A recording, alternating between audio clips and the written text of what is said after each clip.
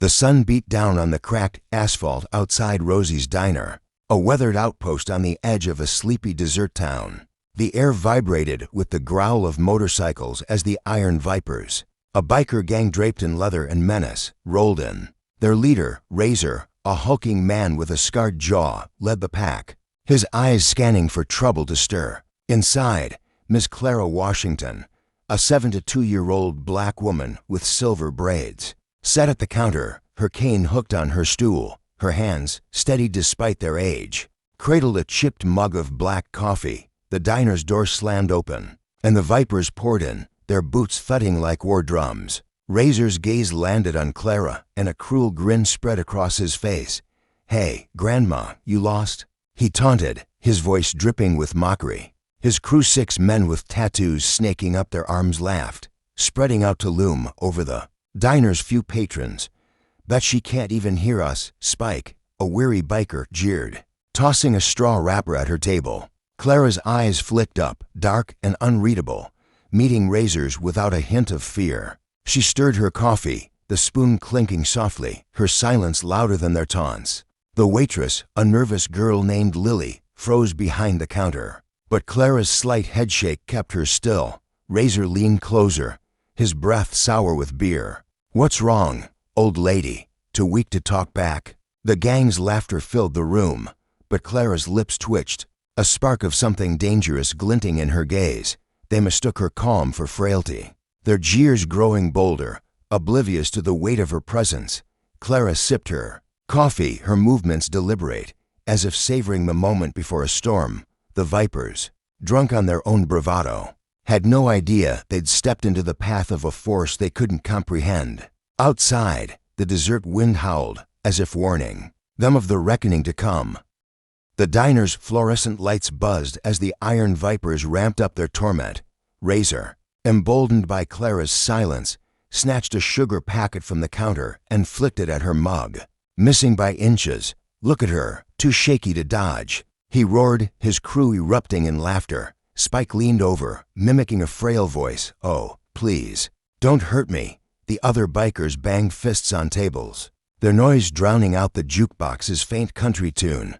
Clara's fingers, adorned with a single silver ring, tightened briefly on her cane, but her face remained serene, almost amused. She took another slow sip of coffee, her calm infuriating Razor.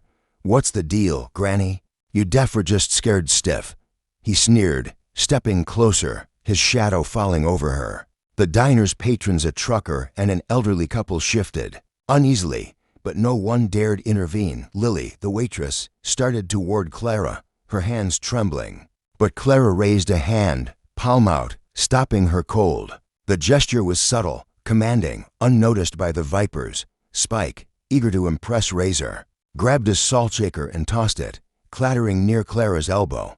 "Bet she's gonna cry," he cackled. The gang's laughter grew reckless, their taunts a chorus of cruelty. Clara's eyes narrowed, her gaze slicing through their bravado like a blade. She set her mug down with a deliberate clink, the sound cutting through their noise. Razor, sensing a challenge in her defiance, leaned in, his voice low and menacing. "You're nothing, old woman. Nobody here's gonna save you." The air thickened, the diner's warmth turning stifling. Clara's lips curved into a faint, enigmatic smile, her silence no longer passive, but a weapon. The Vipers, blind to the shift, continued their mockery, unaware they were baiting someone who'd faced far worse than their bluster. Outside, a distant rumble, not thunder, but something mechanical, grew faintly audible, unnoticed by the gang. Clara's hand rested on her cane, her posture unyielding, as if she were counting down to an inevitable clash. The Vipers, lost in their game, had no inkling of the secret she carried, or the power coiled within her stillness. The diner's tension snapped like a taut wire when Razor reached for Clara's cane, his fingers grazing the polished wood. In a blur, Clara moved, her cane whipped up, striking his wrist with a crack that echoed like a gunshot. Razor yelped, stumbling back, clutching his hand as his face twisted in pain. The Vipers froze, their laughter dying in their throats. Clara rose from her stool, her movements fluid, her supposed frailty vanishing. At 5'4", she stood like a general, her cane now a scepter of authority. "You boys done playing?" she asked, her voice low, resonant, slicing through the stunned silence. Spike, recovering, lunged forward, his fist raised, but Clara sidestepped with uncanny grace, her cane tapping his knee. He crumpled, gasping. As the diner's patrons gaped, Razor, red-faced, roared, "Who the hell are you?" Clara's eyes locked onto his, unyielding, a storm brewing in their depths. The gang hesitated, their bravado crumbling under her gaze. She twirled her cane, once a deliberate flourish, and planted it firmly on the floor. The trucker in the corner whispered to the elderly couple, "She ain't what she seems." Lily, wide-eyed, backed away, sensing the shift. Clara's presence filled the room, her silence replaced by a quiet power that made the Viper's leathers and tattoos seem like costumes. Spike scrambled to his feet, but a glance from Clara pinned him in place. "Sit," she said, and he obeyed, his defiance gone. Razor, nursing his wrist, tried to rally his crew, but their eyes darted between him and Clara, uncertainty creeping. The distant rumble outside grew louder. Engines, not theirs, approaching fast. Clara's smile widened, a predator's grin, as she leaned forward. "You picked the wrong day, and the wrong woman," she said, her words carrying a weight that made the air feel heavy. The Vipers, outmatched, stood rooted, their mockery now a distant memory. Clara's transformation wasn't just physical, it was a revelation, a glimpse of a past they couldn't fathom. The diner, once a stage for their cruelty, was now her domain, and the gang was about to learn how deeply they'd misjudged her. Clara tapped her cane on the linoleum, the sound sharp as a judge's gavel. "You think you know power?" she said, her voice steady, commanding every eye in the diner. From her coat pocket, she pulled a worn leather wallet and flipped it open, revealing a glinting badge. "Federal Marshal, retired." Gasps rippled through the room. The Iron Vipers' faces drained of color, their bravado evaporating. Clara Washington wasn't just an old woman, she was a legend, a marshal who'd spent 30 years dismantling gangs, cartels, and worse. "I locked up men twice your size before you learned to ride," she said, her gaze pinning Razor like a specimen. "Train half the marshals in this state, too." The trucker nodded, whispering, "Heard of her. Took down the Red Skulls. Single-handed." Clara's badge gleamed under the diner's lights, a symbol of a career that had made her a myth in law enforcement. Razor stammered, "You're bluffing," but his voice cracked. Clara's smile was cold. "Want a test?" That she'd played the helpless role deliberately, letting the Vipers expose their weakness, their arrogance. Her cane, they now realized, wasn't for support, it was a weapon, an extension of her will. The rumble outside was now unmistakable, sheriff's deputies, closing in. Clara had sized up the gang the moment they walked in, her silence a strategy. "Not surrender." Spike, still on the floor, muttered, "We didn't know." Clara cut him off. "You didn't care." Her words landed like blows, exposing their cowardice. The diner's patrons, once cowed, now watched in awe as Clara stood tall, her authority absolute. The Vipers, who'd strutted in like kings, were now just boys caught in a trap they'd built themselves. Clara slipped the badge back into her pocket, her movements deliberate.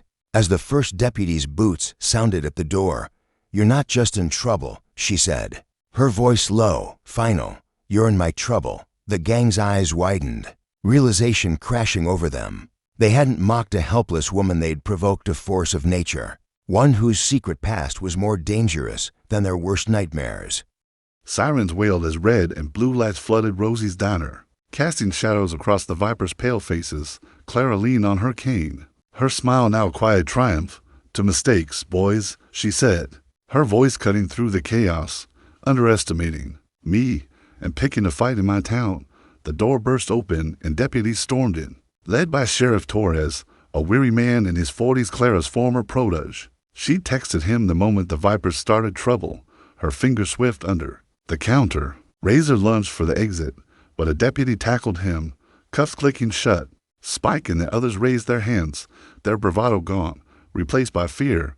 Clara sat back down, sipping her coffee as if nothing had happened, while the deputies rounded up the gang. "Clara, you okay?" Torres asked, his respect clear. She nodded, waving him off. "Just cleaning up." The diner erupted in applause, Lily beaming, the trucker shaking his head in awe. Razor, being dragged out, glanced back at Clara, his eyes wide with something like reverence. "Who are you?" he whispered.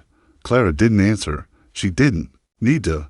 Her secret, her past as a marshal, her enduring strength had spoken for her. The Vipers, once lords of intimidation, were now just another footnote in her long career. As the deputies loaded them into vans, the town buzzed. Word of Clara's stand spreading like wildfire. She finished her coffee, left a tip for Lily, and stepped outside, her cane tapping rhythmically. The dessert wing carried the fading sirens, and Clara looked to the horizon, her town safe again. She'd never sought the spotlight, but her legend grew that day. Whispered in bars and diners across the county, the Vipers would face charges: harassment, assault, outstanding warrants, but their real punishment was the lesson Clara had taught them: never mistake silence for weakness. As she walked home, the stars emerging above, Clara hummed softly, her cane a steady beat.